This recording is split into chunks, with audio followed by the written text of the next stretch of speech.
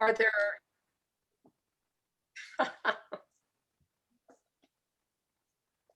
Go ahead. And everybody else mute unless you're talking. Well, I had a. Okay, just a second. That message that popped up suddenly changed my screen. Oh.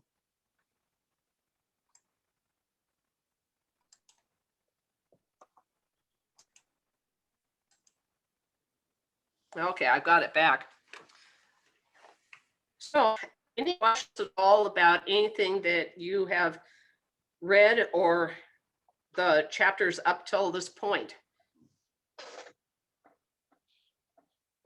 Because don't hesitate to chat them or, remember the raising your hand on the screen so that we can know that you want to say something, and then give us a minute, because depending upon whose bandwidth, it may take a little while for us to pick you up. And definitely don't hesitate as I talk about one of our favorite topics, diseases and pests. If you have questions, I'm certainly interruptible.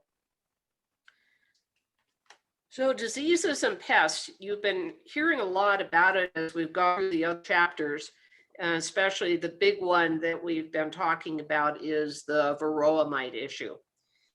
But the whole concept of how to manage your colony for diseases and pests is really significant. I think what really clicked with me is that you are in agriculture when you keep honeybees, and they're livestock, and they need to be cared for the way you would care for any other type of livestock.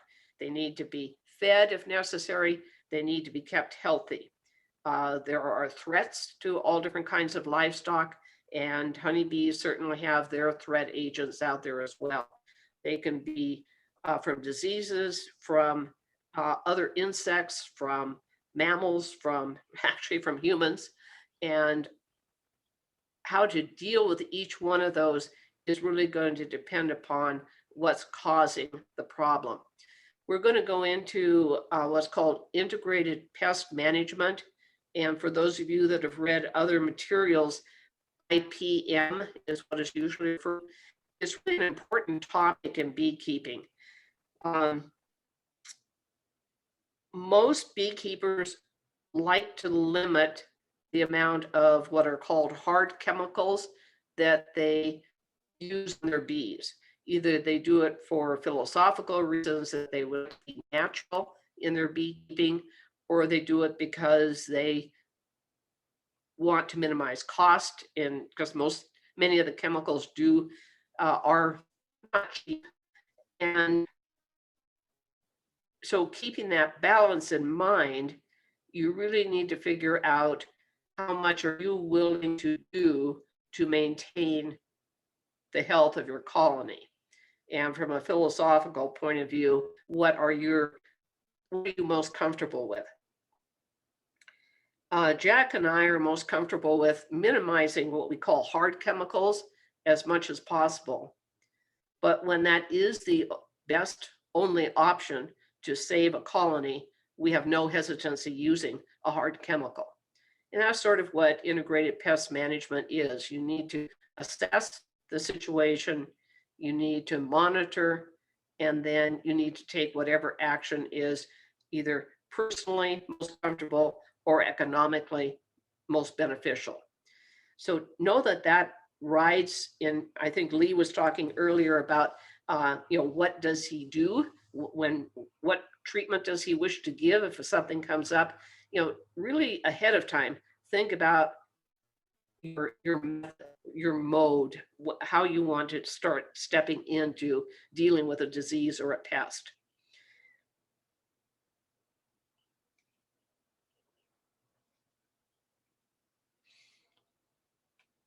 The first one that I really emphasize, and probably the majority of the time, is going to be talking about varroa mite. You don't really have to check to see if you have varroa mites.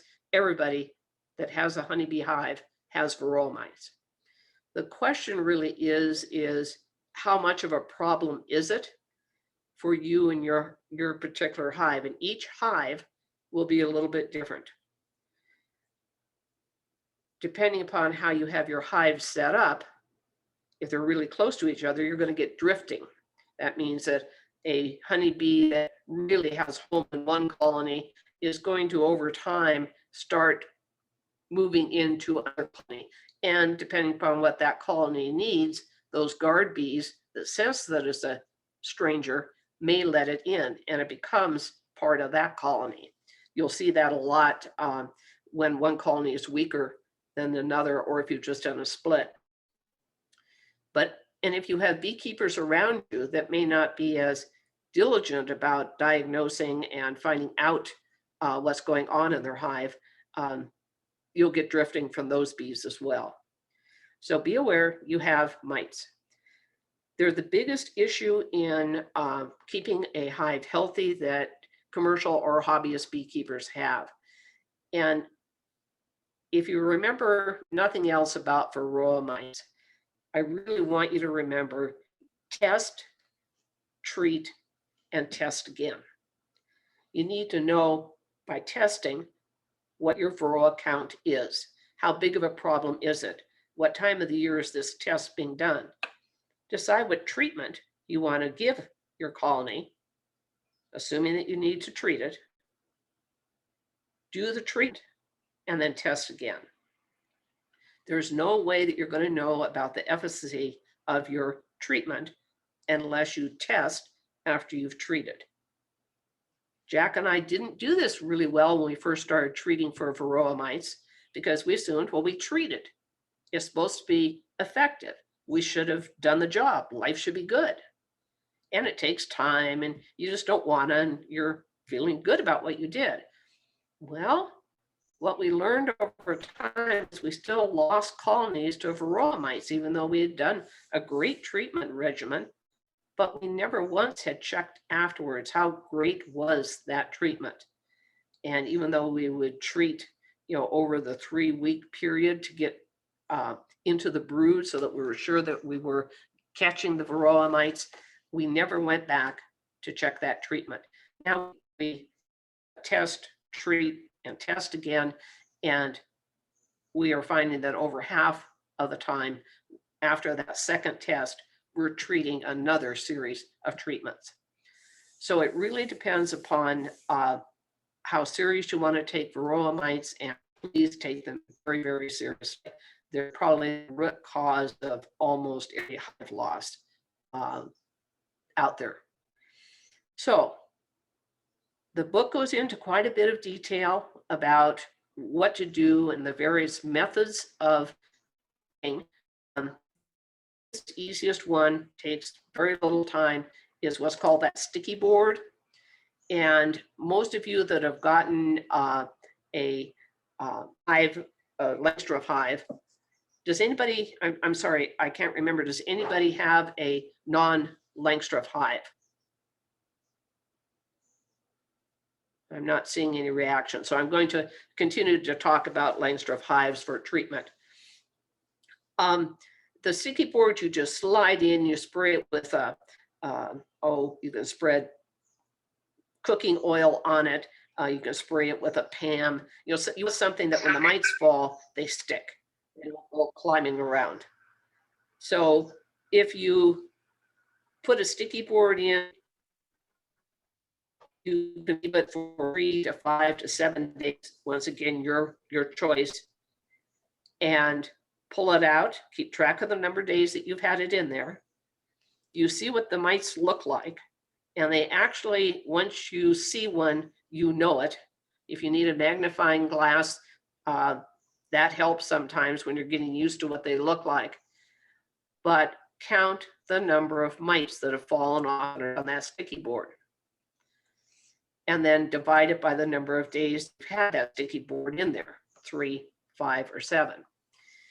There's a huge, huge range of what different beekeepers think is acceptable to have as far as a drop count on your mites. My feeling is that you're never going to get all the mites in your count using sticky board. In fact, you're going to get very few of them. So 1 mite is probably enough to treat. And that may seem extreme, but using this method, if you get 1 mite, either 3, 5, maybe if it's 7 days, I might go up to 3, treat, because it, as you see in the manual, the sticky board of testing for mite infestation is the least reliable. The powdered sugar and liquid detergent methods are both fine. They will get the majority of the mites that are in your colony exposed when you do the treatment.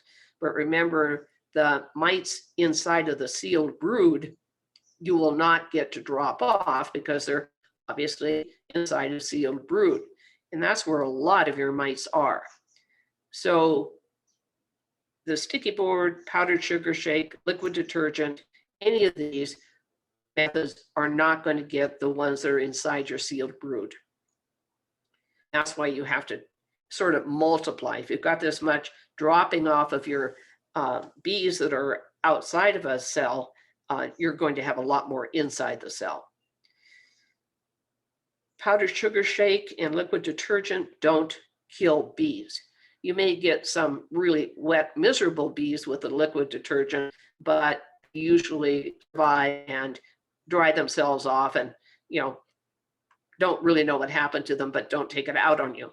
Powdered sugar shake, they actually sort of like, because then they get groomed and the other bees that are grooming them get some sugar. And so they actually are a little bit happy about the whole thing. They are effective, but once again, if you're getting a count of mites from either of those, you probably want to treat. The etherol, the etherol does the same thing. It, however, will kill the nurse bees that are testing. And the etherol is good, but if you're going to go ahead and kill the bees with your testing, use the alcohol wash. It's easier to do, it takes less time, and it gives an extremely accurate count. Once again, looking at your manual, it tells you how to do it. It's really quite easy. You can purchase a container that's called a alcohol wash mite killer container. They have all sorts of names if you go commercial on that. Or you can make it really, really easily. And once we start having meetings again and come to a club meeting, Jack's been known to hand out the supplies to make your own. But it's, those plastic drink cups, you want a clear one, get 2 of them, cut one of them off so it's shorter, put a screen, tape the screen with duct tape on the bottom of the shorter one. And you want the screening to be like window screening, but not big enough for a bee to drop through, but big enough for a mite to drop through. I can't remember what the manual says the size, but is a typical window screen size. You fill the larger plastic cup with alcohol, denatured alcohol, and not all the way up, just enough so that when you put the second smaller cup inside of the larger one, will cover 300 bees that you will have put in there. You want to use nurse bees, and it's really quite easy to do. You know where your nurse bees are. They're next to the unsealed brood. So taking a little Rubbermaid tub or any kind of light colored tub, you pull a frame of unsealed brood out of your hive, making sure the queen is not on it. And you brush or shake the bees off into that little Rubbermaid tub. All the nurse bees will drop into the tub as they fly it.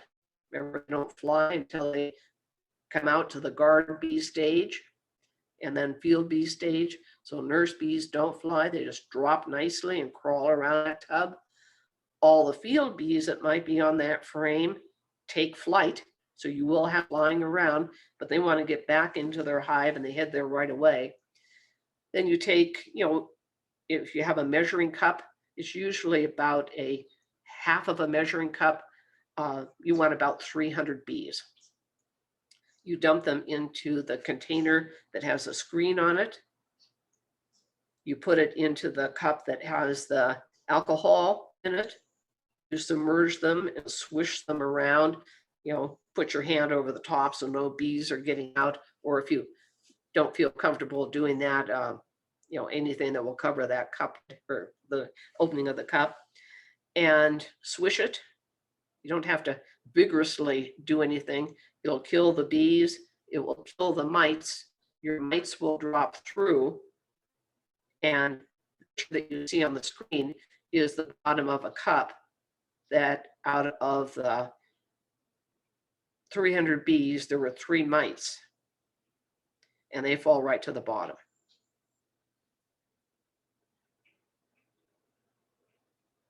Real simple way to do it and very effective for the bees that are not in sealed brood. If it's in sealed brood, you will get no drop, and there will be a lot of mites in the sealed brood. So that's the big issue.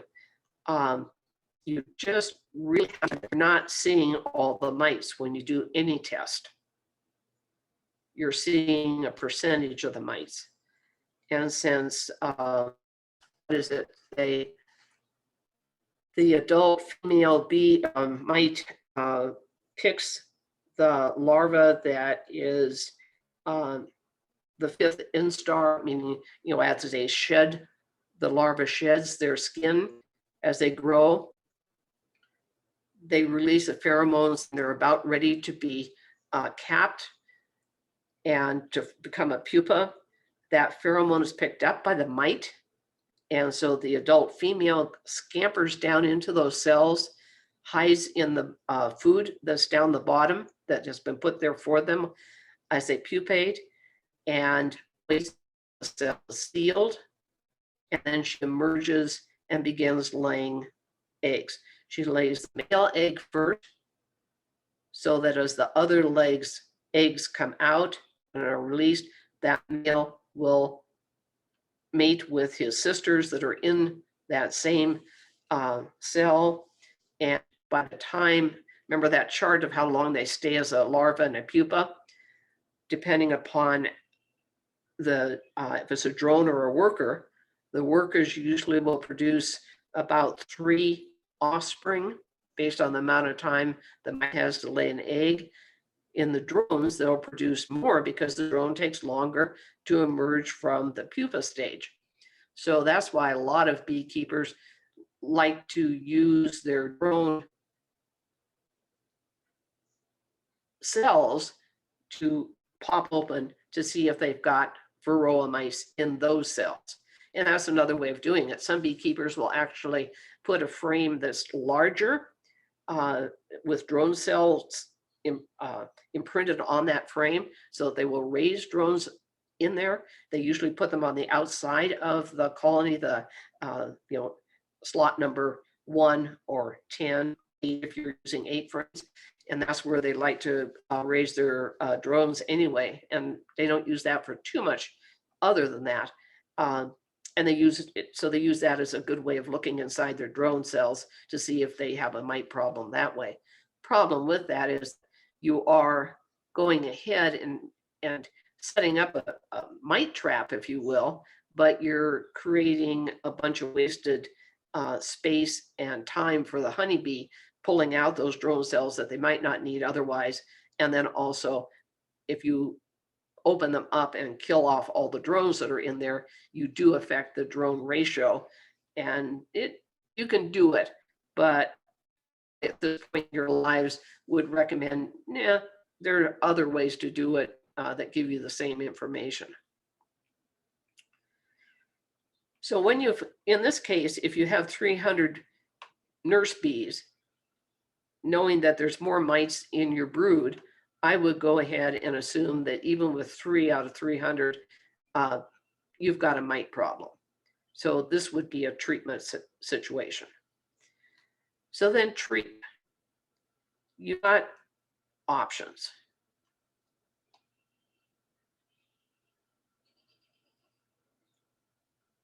here's where we get into what you feel best using.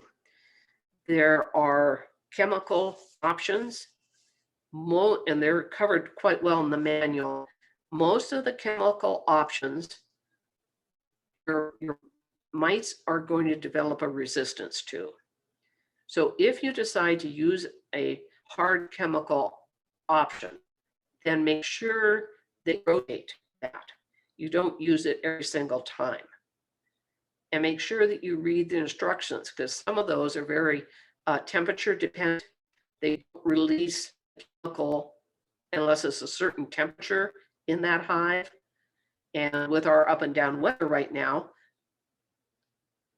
that can vary, and your effective treatment may not be as effective as you want it to be. The natural varroicides, we have actually we have a master beekeeper in our club who really is a strong believer in essential oils and uses them a lot. They are more natural than the hard chemicals. The effectiveness of them varies, and it varies depending how a person applies them. Once again, temperature also, the time of the year. In doing research on this, they are not strongly recommended because they aren't as effective on a routine standard basis, but they are an option. Just be careful that you use them according to instructions.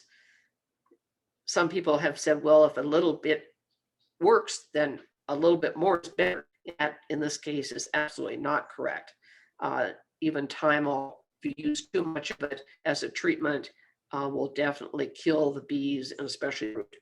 So just be very cautious even using the essential oils. But there are two commercial products, Apigard, Apilife. Once again, read the instructions and follow them very, very carefully. There's a couple of anecdotal articles out there that maybe you've seen with concern about the effect on the productivity of the queen. The organic acids, actually, that's probably the one that I would recommend you start with. It's safe, it's natural in the hive, and the bees use the organic acids anyway in the products that they bring back to the hive. In a couple, well, if you have root plants and if they bolt and flower, you'll see a lot of honeybees on them, and they're very heavy in a natural oxalic acid. So they'll know how to treat themselves with things if they have enough of the product available to do it. But your Mite Away quick strips, Hop Guard made out of hop plants, and oxalic acid are the ones that really work well. Formic Pro, I'm sorry, also is good. Jack and I use the oxalic acid. It's inexpensive, it's easily available. You can apply it in two different ways. One by sublimation, and the picture shows Jack holding the wand, this hook that has to be heated. So we just take it out to the to our apiary, and we have a car battery, an old, it's a little battery, a lawnmower battery, I think it is. And we only have about 4 hives at a time.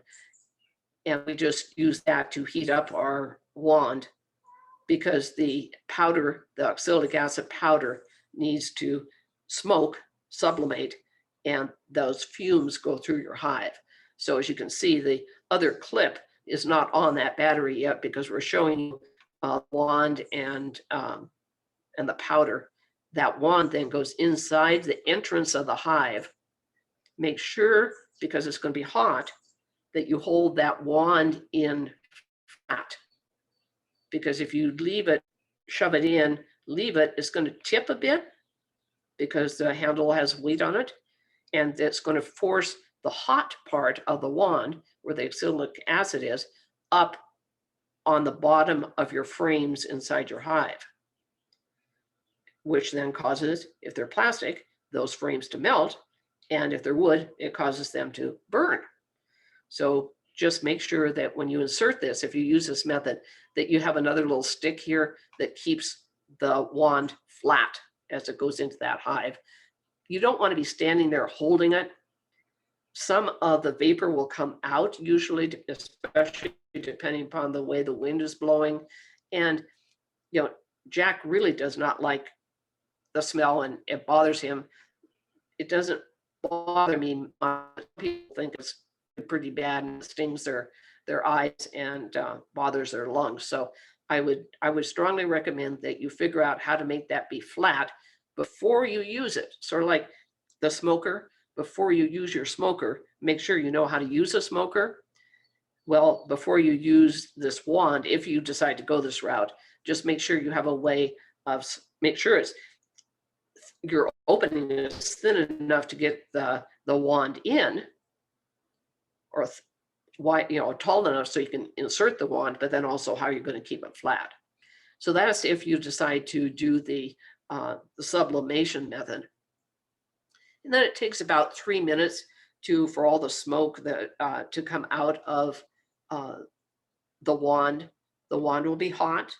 When you remove it from the hive, make sure you don't just set it down on the dry ground. I know that's common sense, just since one of my family members didn't think about that, and Jack isn't here, so I guess I can say that. We just didn't think about it, set it down, and wish we hadn't. And we quickly stomped it out, but just don't do that. If you have to have a little bucket of cold water with you, then just dump it in, put the next batch in, and go on to your next hive. The other way to use oxalic acid is the dribble method. And Jack and I started playing with that, especially last year, and we like it. It does mean that you need to open your hive. This, as you can see, you don't go into your hive at all. You just stick the wand in and let the fumes go into the hive. The other one is you use a syringe or a garden sprayer, that you would use chemicals. Please don't use one that you've already used chemicals with, but just a handheld sprayer, and you mix the oxalic acid with 1:1 sugar water until it dissolves, and the ratio is in your manual as well. And you can either use a syringe, or you can use the garden sprayer thing, and on the top of each frame, dribble or spray down onto the bees. And it doesn't take much, because they're going to groom themselves off, and they groom themselves, and that helps to get the oxalic acid on each that's in the colony, that is out and in the colony. None of the treatment methods, any of the treatment methods, none of them will work on sealed brood. And once again, that chart shows how long it takes for each bee to emerge. If you start treatment today, you need to wait for 5 to 7 days to treat again, because brood will have hatched. And then 5 to 7 days again for the next set. Lee, did I see your hand go up? Yes, you cut out, but it's every 5 to 7 days, I understand. Okay.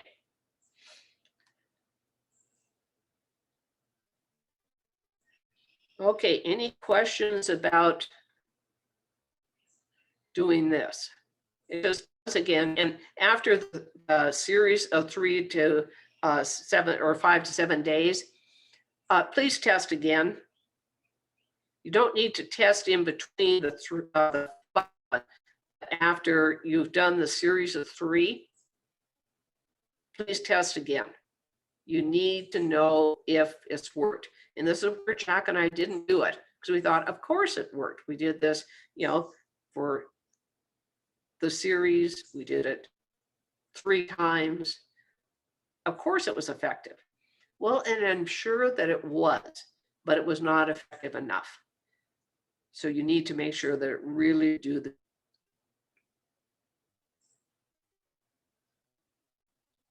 trying to think of anything else. The really super best time to do treatment is when you don't have a sealed brood. And there's 2 main times when that happens. When you catch a swarm and you put them in their new home, they have no brood. The other time is when you first purchase a package of bees. Once again, there's no brood. So those are 2 great times to do treatment. Packaged bees, even if they say they've been pre-treated, I've never found a package of bees that doesn't have mites. So keep that in mind.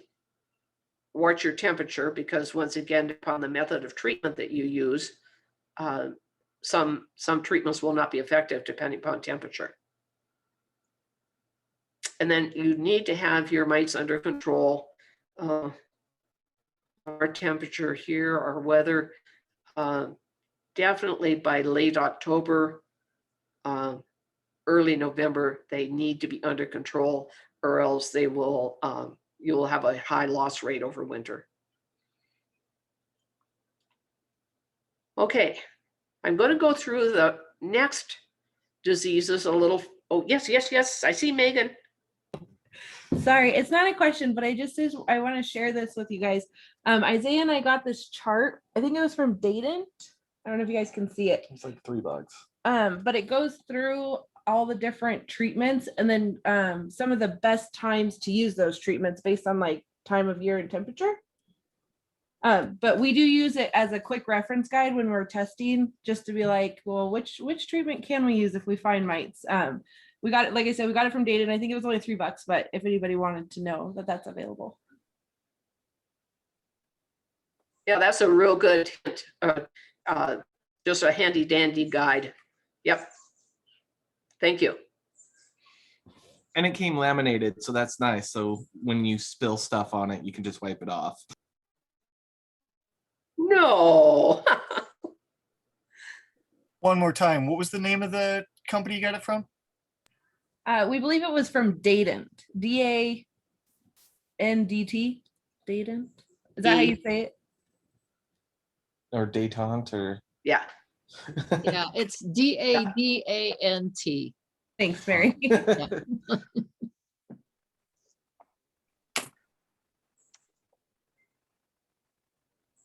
And let's see, Lee, whoops, did you get your chat thing answered? Just checking first, just checking oxalic acid, 3 treatments for 3 weeks approximately. Is that correct? Yes. Okay.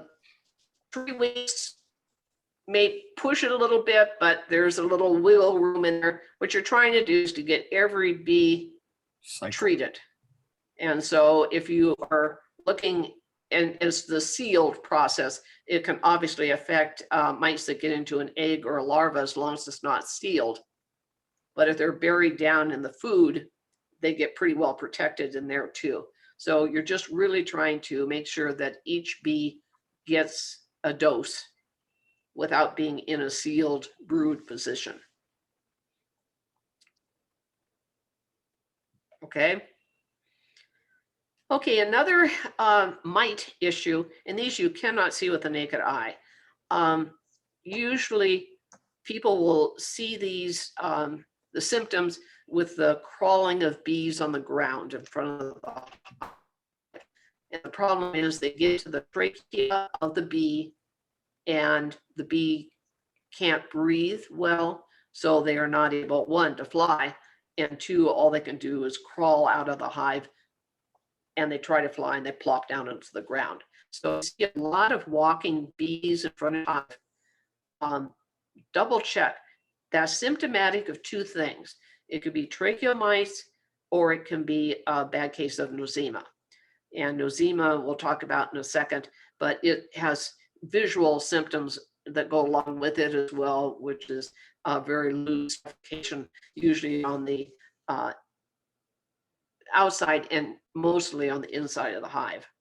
There are treatments for it, and they are effective. It's very hard for the bee to take care of this themselves, but the weather, if it happens in the early spring, which it usually does, usually frequently, the bees can go ahead and take care of this themselves, just building a brood up, and they are aware if there's too many tracheal mites in there, and they can actually help themselves with this and just haul out the bees that are severely infected. But probably if you're suspicious, and some beekeepers just do it as a prophylactic, they feed with grease patties in the early spring. And the grease, they groom off and are able to get the tracheal mites before they go into the trachea.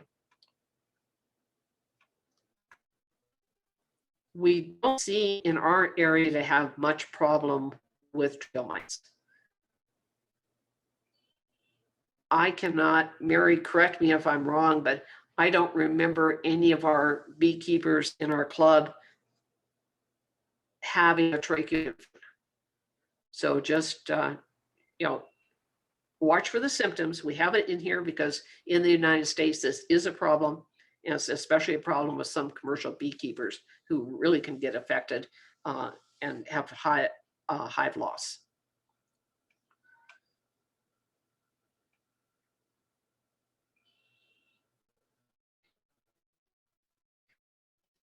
You're going to hear two different kinds of foul brood. One is European foul brood, and it is the least dangerous. But the first symptom of European foul brood that you'll see is a very spotty brood pattern. Remember, we showed you the what brood pattern looks like in the early, I think the first couple of classes. This is not a good brood pattern. It is very spotty. There's dark residue. The larvae that are in here that aren't capped are obviously don't look good. There's obviously a problem. They're not nice and white. They're yellow, brownish. Things don't look good at all. And if you see a bad brood pattern, immediately become suspicious of what you've got going. The larva will die before the cells are capped. And if it's a light case, that once again, the bees will remove the larva themselves. But if it's a severe case, then you do have a problem. The only real treatment is a hard chemical, it's tetramycin. And about 3-4 years ago now, antibiotics like tetramycin need to be purchased via a veterinarian. They said that since honey is a food product, since bees are an agricultural animal, that a veterinarian needs to prescribe antibiotics. So just be aware that if you need to treat, unless you have a friend that has some tetramycin, be aware that you'll need to go through a vet to get it for your bees. We've had some people that suspicioned it. They requeened and stopped the brood cycle, let bees take care of the dead larva, and then started over with a new queen. Seemed to it for them.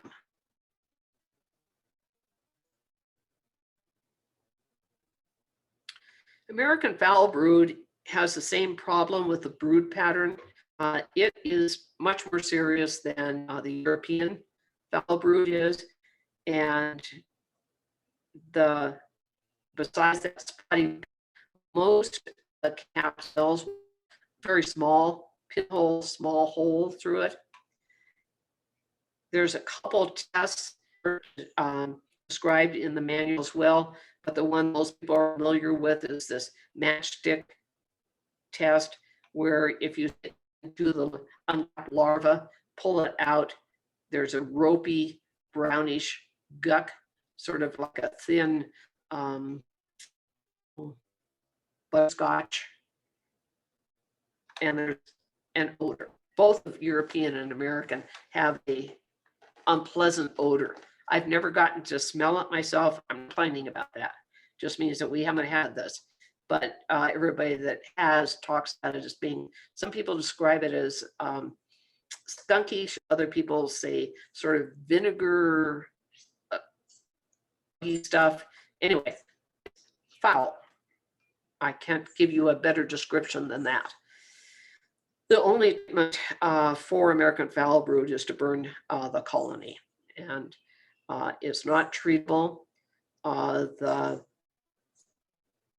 American foul brood can last, they had some spores that lasted for over 100 years. So there's just no way to treat it.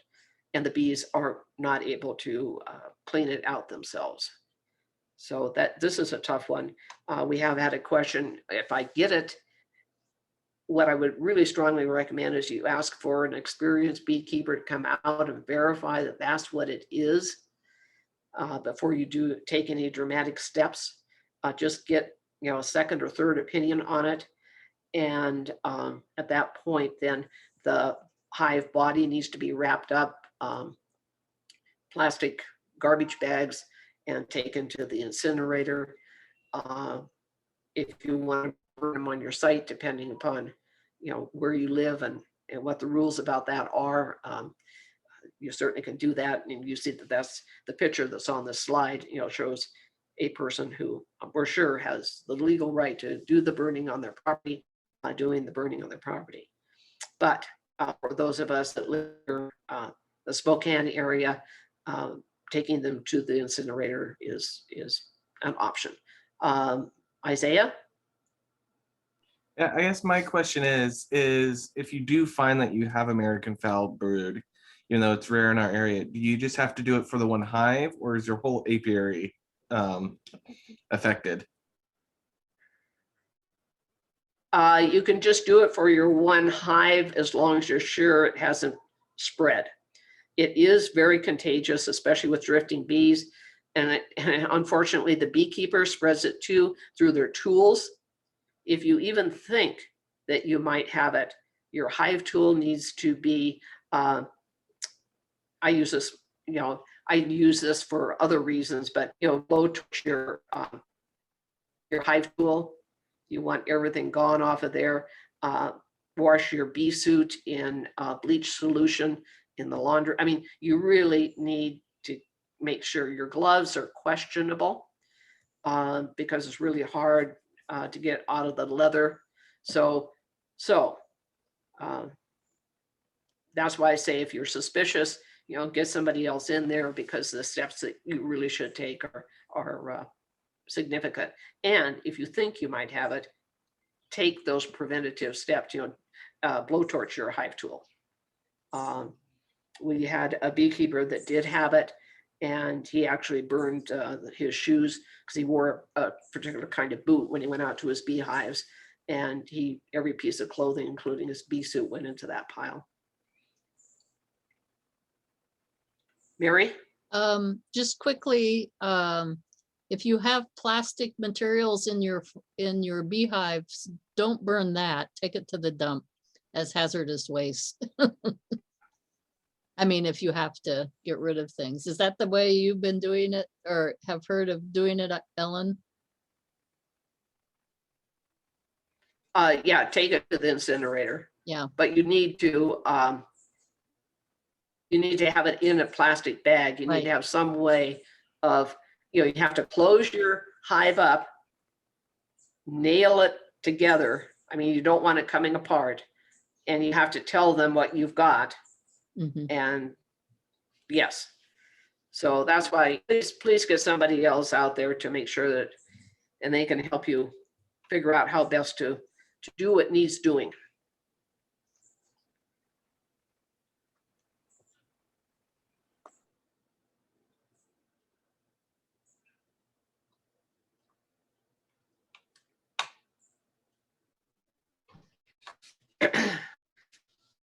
fun one for me. I don't know why, but I sort of, now that I've figured out how to deal with these guys, I don't want to talk about them at all. We do have problem in our area with two kinds of, I'm going to call them wasps because everybody else does. They aren't wasps, but the ones that cause problems in our area are yellow jackets and faced hornets. And if you live in an area that has any familiarity with these, in fact, that you see them on your property or they're around your area, it's going to be really hard to get control of them, and you want to start very early. In our area, usually February, March, because both of these, the only one that overwinters is the queen. They're very different than bees. They have a different lifestyle, and the queen overwinters underground and flies very early when the temperatures are still quite cool. And she comes out, she's looking for nectar to live on, and then she begins to lay eggs established. And once those eggs hatch, then she stays home and the eggs come out and do the work through the rest of the year, rest of the season. So if you can catch that queen before any of her eggs hatch, and it takes a while for them to hatch because she's waiting for some males to come along so that she has fertile eggs. So putting up a trap to catch the queens really saves you a huge difficulty and trouble. I unfortunately very excited when I set my traps out and I happen to catch a queen. And she's bigger than a normal sized yellow jacket or bald-faced hornet, because I know I've gotten a whole nest that won't be around to attack the honeybee. And they'll attack, both of these will attack honeybee colonies probably late August, early September, when foraging starts to get tough. It gets tough for them too. And so they go in, they want protein because they want to be able to get a strong queen who's laying more eggs that can overwinter, she produces more queens. And if you can keep them under control, you just don't have that cycle continuing. So there's several ways to do this. And the book goes into them. There's some great, there's a local company that manufactures bait traps for catching these critters. They aren't selective. They'll catch all types of wasps, some of which don't do any harm, but that's your choice. They're all good pollinators. All wasps are, so they do have a benefit out there. Actually, yellow jackets are really helpful around your hive if you can keep them under control, because this one is predating on a honeybee, and the slide shown here, but is predating on a dead honeybee. So you'll see them come around your hive on the ground, and any dead bee has been pulled out of the hive. They do a great job of cleaning up. It's when they start going inside the hive and doing their own killing that you usually don't like that. We've had 3 years when we have been attacked by yellow jackets, our colonies have. And to see a yellow jacket attack on your colony is really pretty grim. There's more yellow jackets going in and out than there are honeybees. And the only way they can stop that is to severely decrease the entrance. And usually in the heat of September, you have the entrance pretty wide open. What we started doing, because we reduced the entrance opening so that the bees had a better chance to defend a small opening, that wasn't enough. So we actually closed off the hive, the colony, for 2 days. So the bees could not go out. We knew there were yellow jackets inside there, We figured that they couldn't get out either, and the honeybees hopefully would take care of them. It broke the cycle of the yellow jackets knowing that there was good food in there, and they went looking someplace else for it. And that was the only way we could stop the attack on what had been a very strong colony. We slowly then opened the colony up very small, just an inch, so that the guard bees had a chance, and we were okay the rest of the season. But other people in the club attacks too, and within 3 days, they had taken out the whole colony. So that they see this as a food source, especially in the late summer, early fall. They will definitely wreak havoc on your hive. I can't remember if the book has a picture of bald-faced hornet actually predating on a honeybee flying into the hive, but that was our picture too. And it was interesting. This bald-faced hornet was just sort of moving back and forth in front of the hive, grabbed a bee as it was coming in and killed it right there and ate it right there. So once again, if you have these issues, trapping early and limiting the damage that they can do is probably worth doing. I'm assuming most of you are probably aware of what the nests look like. There's pictures in your manual.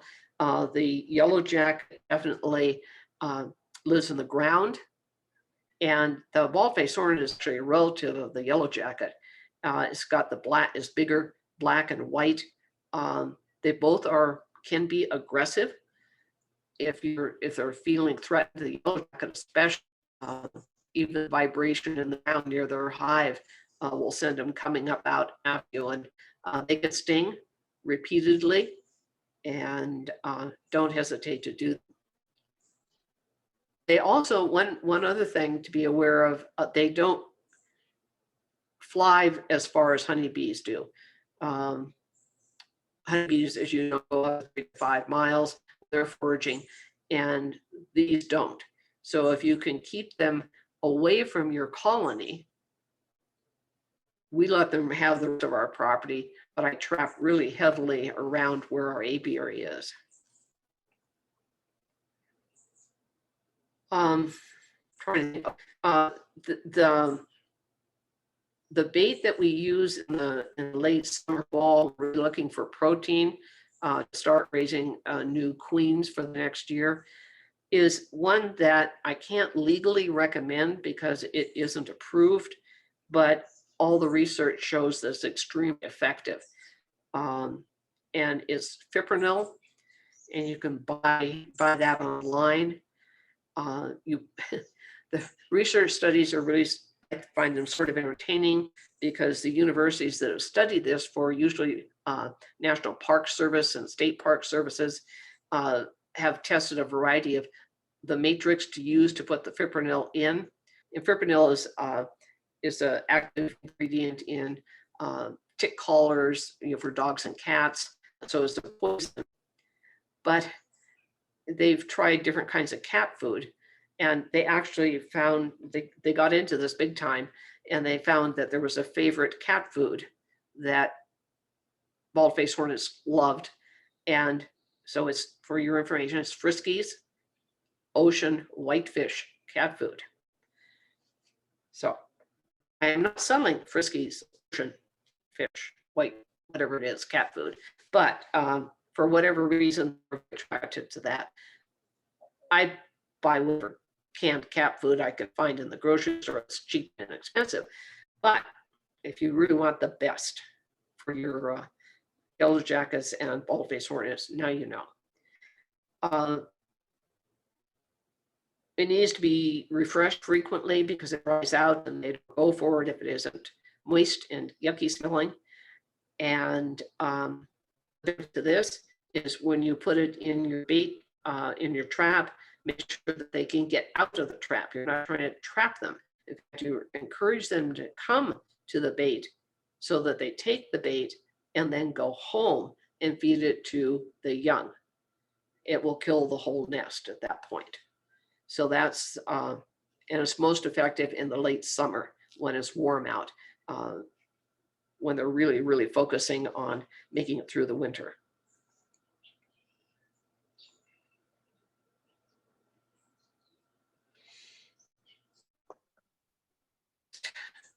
Most frequent issue is nosema, and most of us have some mess from the front of the hive in the early spring because they've been pinned up and they just can't wait to relieve themselves, and they wait to fly out. They just do it on the hive. Some is okay. You're getting it as the picture with the frame show, where it's on the frames and inside the hive. That means that it's starting to be more of a serious issue, and it's the mess that it creates is, as the bees try to clean it, they then can transfer that to the brood that they're taking care of. So you don't want to ever let this get too far out of control, but usually for nosema signs, they can take care of it themselves. If it's really severe, remember the crawling around on the outside of the hive, I said was a sign of also of nosema, as well as the trachea infestation. So if you're seeing a lot of that, especially in the early spring, and another symptom is their wings are separated, it's called K-wing, and you see that on the then, and you see the signs of the defecation, you probably have a pretty severe case, and so you might want to be doing some preventative measures. You could go ahead and, for example, on the hives here, the frames, you could go ahead and wash them yourself so that they aren't transferring the disease further to their brood. Sure, you have airflow if it's moist inside the hive. It really encourages the spreading of this. And whatever their water source you have near their hive, make sure that it's clean water, that it's fresh water.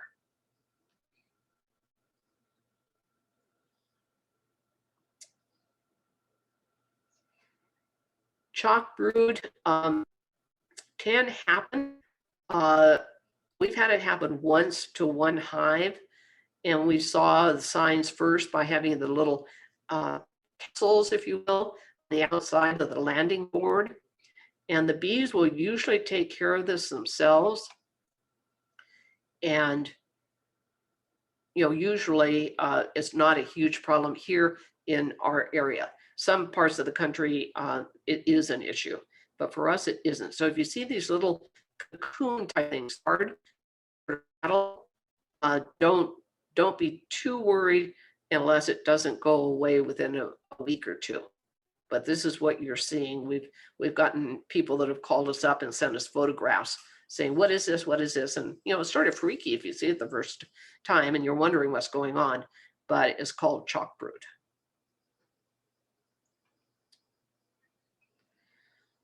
Small hive beetle, I'm including, fortunately here in our state, definitely rare. We're getting some people that are seeing it when they've purchased a nuke, and the nuke has come from a southern state. Hive beetles are very much a problem in other parts of the country, and you do want to deal with them if you've got them. But if it's coming on a nuke and they don't live well up here, so usually we haven't had anybody that's needed to treat them. I would go ahead and squish or brush them off or deal with them in whatever manner you wish, but usually they don't multiply here. I've included the zombie fly because the west side of the state kept saying that they have problems with it. I don't think that's been documented yet, but But anyway, some of your literature, you will see or talking about zombie flies. We were getting a question of what's a zombie fly? Because it sounds a little problematic. Well, it's this bitsy little, I think it looks sort of like a mosquito without the bitey part. It basically, a colony is almost healthy, takes care of it themselves, grooms themselves. For us, it's not an issue again. But if you hear about it, yeah, I wanted you to know what it was. They actually are transferring to honeybees. They came, there were a parasite of wasps, paper wasps, and they actually had a symbiotic relationship with them. But one of the signs, if this should ever happen, and if you get honeybees that at night are flying around your outside porch light that's turned on, that is a symptom that you might have a zombie fly infestation.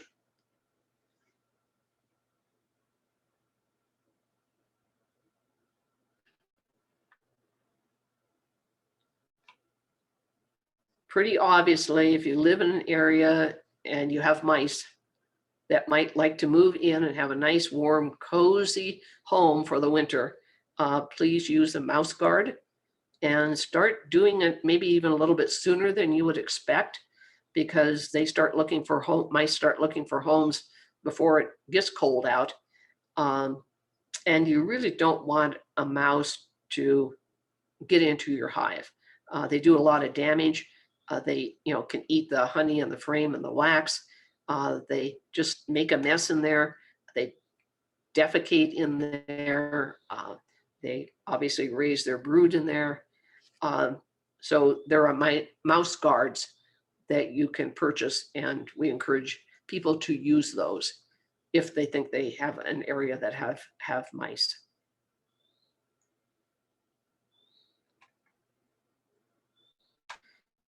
Critter, skunks, raccoons love honey. And one of the reasons you'll see, this is a commercial beekeeper's setup right here. He has them back to back and just has set them on the ground because it was a temporary location, and the skunk is just having a riot with them. So be aware, one of the reasons to have them up off the ground is that way they have to stand up to reach in, and they reach in with their paw to grab the honey out that they can reach.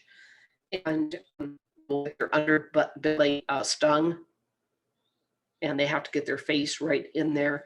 The attack will usually deter them if you had hives up.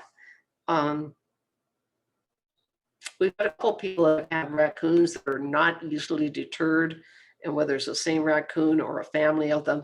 And in that case, recommend using a mouse guard, because then they can't get their paws in as easily, and it just isn't as easy pickings for them.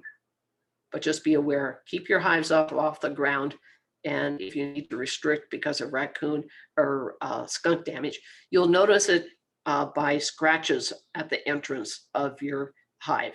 You'll see that there are claw marks there, and that's going to be a sign of a skunk or raccoon.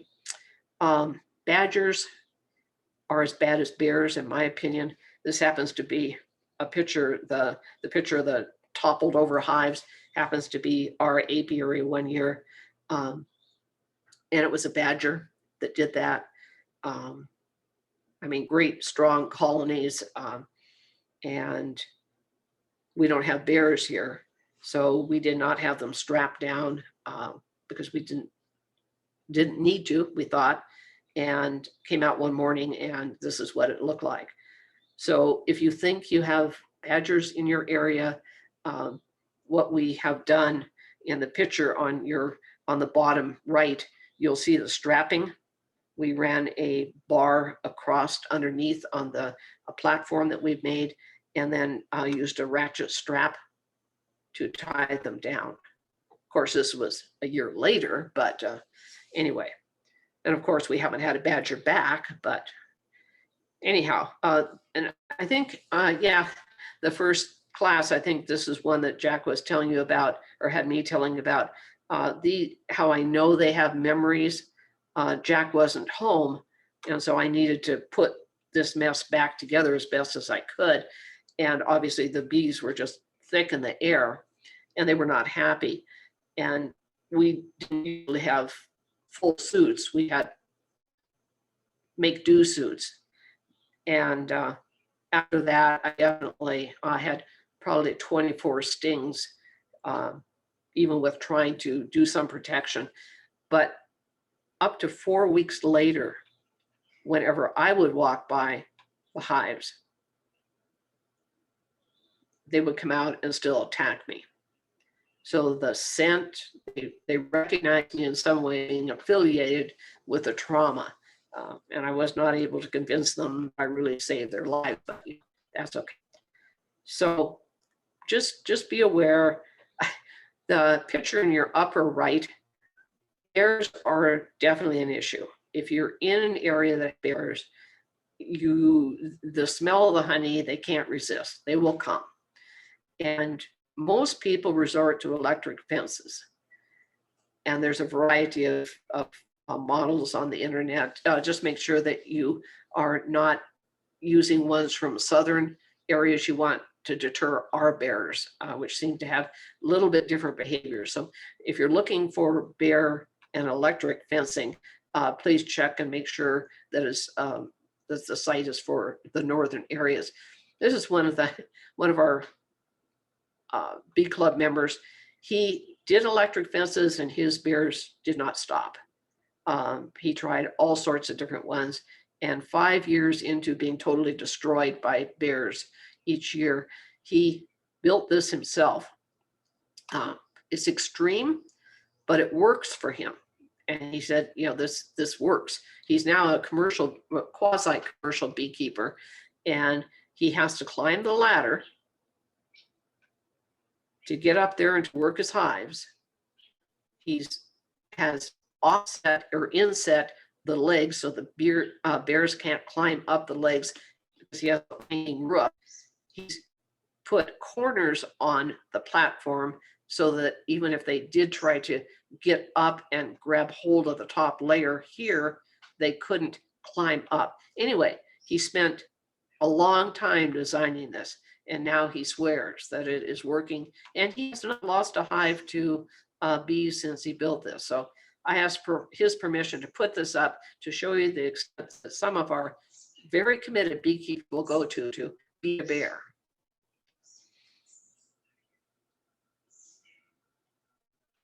I think that that's the end of the slideshow that I had. In your manual, we have a picture and some information about the Asian giant hornet. Even though we got questions about it, it is not here. Our winters, it could not survive here. Western Washington, northern Western Washington definitely is ideal for it. And we have a huge focus in Washington state on eradicating the Asian giant hornet. So if you are interested in Asian giant hornets and want to know more about them, please take a look at that. They have a great website up about what they're doing to eradicate, and they update it frequently. We do not want to get them started. Our sister bee clubs in the Bellingham area are definitely very concerned about this, and I think every club member is helping participate in trapping and identifying and catching the Asian giant hornet. But I'm not going to spend time in here about it because we do not have them here, regardless of the pictures that people send us about other kinds of insects. So are there any questions about what to me is a very interesting topic? I think it's Margot that says, make Ellen do this one because I hate it. So there's diseases and pests, and Ellen talks about them.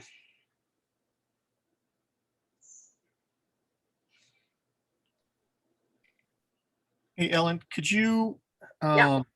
give I know there's differences, but could you just give a quick overview of what to do when during the year for pest management? Like, when you open up the hive, would you fume it right away? Would you wait till they've had a month in? Kind of like, I've never done this before. You're telling a newbie, how would you do it if you could do it all over again? Knowing what I know now, the moment that I install a package of bees in a new hive, I'd wait until the very next day, let them settle in, actually, I'd wait until they release their queen, because you just don't want to mess up the pheromone smell and all that. But so, within 3 to 5 days, when you go in to make sure your queen's released, at that point, I would treat for varroa mite. And because you have no sealed brood, one treatment is just fine.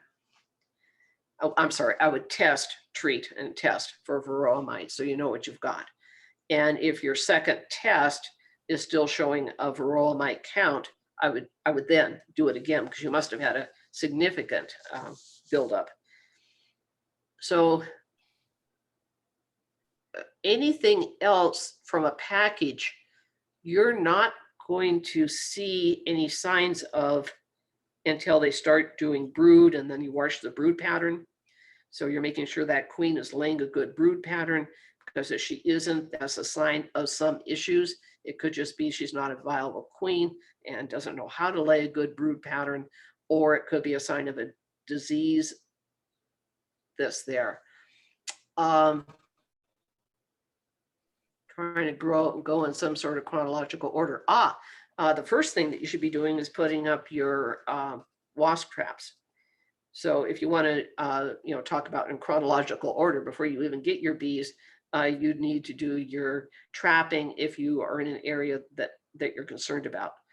And then obviously you have a raised platform, so you're helping to minimize some of the pest issues there. So then continuing on into April, May, brood pattern is looking good. By that time, you should be seeing lots of signs of nosema. If you've overwintered a hive, you could start seeing signs of nosema when your bees start flying. And that once again depends upon what year and the weather, the temperature. So when your bees start flying, how are they defecating? You shouldn't see a whole bunch of, of defecation on the outside or inside of your hive. But that usually is cleared up, April, May anyway, if you were.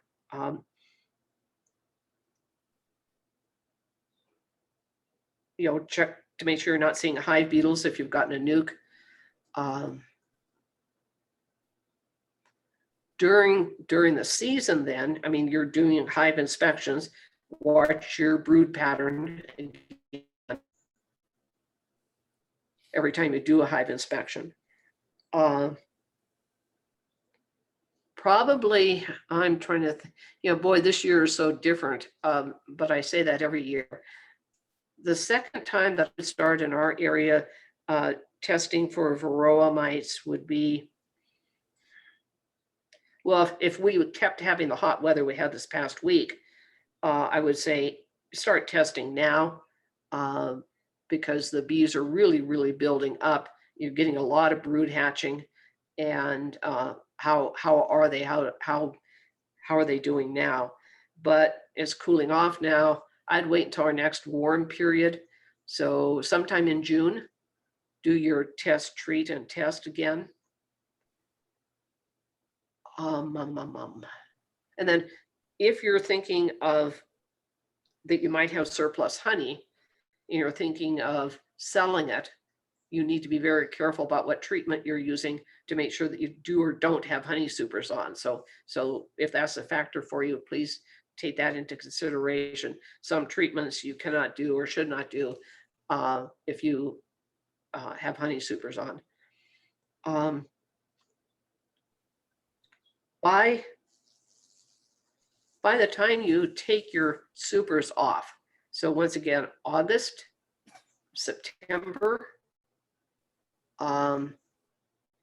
Usually doing the test, treat, test again. Because you want to have your mite population under control before November 1. And since it does take some time to do your treatment and have it be effective, and some of them are temperature related, you really need to be doing it, you know, whenever you decide to harvest honey or decide not to harvest. Well,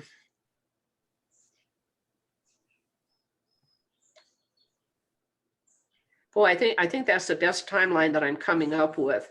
The rest of it is, as you inspect your hives, are you seeing an issue? And then you deal with that issue.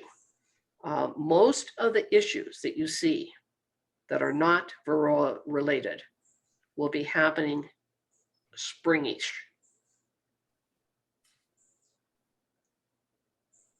Varroa related usually will start happening in the summer, fall, or if you've overwintered a hive, early spring. Mary, Sherry, anything that I left out of that? That sounded good to me. Well, you know me, I always got an opinion on wasps. One of the best traps I can use is I get one of those kiddie pools when it's hot and set it out and put a couple drops of dish soap and you can scoop them out with a strainer. So feed your wasps too, get them away from your bees. Plant enough for everybody. I'm actually seeing more bald-faced hornets than anything else. Yeah, this year so far I am too. Yeah. So tell the kids not to throw a rock at the nest.